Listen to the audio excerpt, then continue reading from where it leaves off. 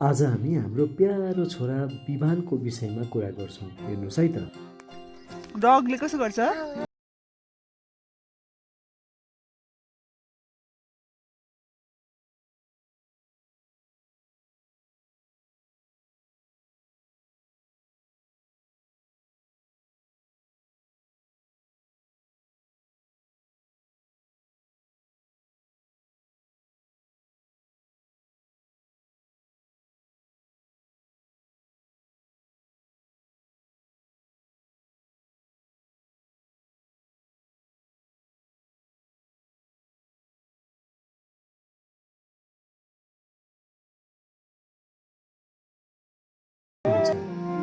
आफै हालेको अनि यसो अब्जर्भ गर्दाखेरि विभागको कति धेरै स्किल छ।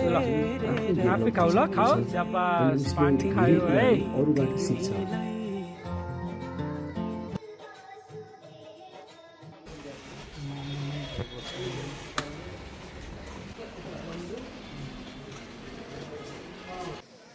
अनि विमान खाली ठाउँ पायो भने चाहिँ एकदमै कुद्छ, धेरै नै कुद्नु रहर गर्छ।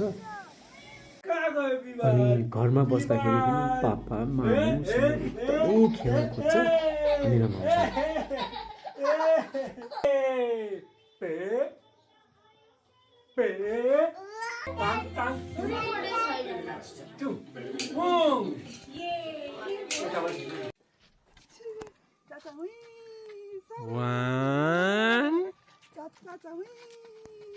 वान के खेलेको विमान?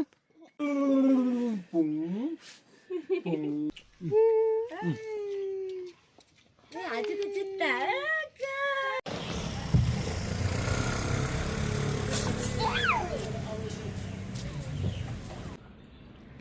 विभानको एकजना दिदी छ, के खाएको भन?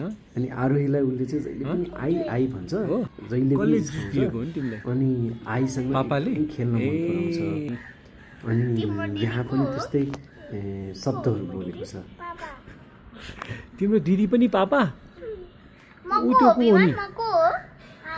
आई है अरूले नाचेको देख्दा अनि टिभीमा कुनै डान्सहरू आइरहेछ भने ऊ एकदमै रमाउँछ अनि त्यहाँ चाहिँ नाच्न जान्छ।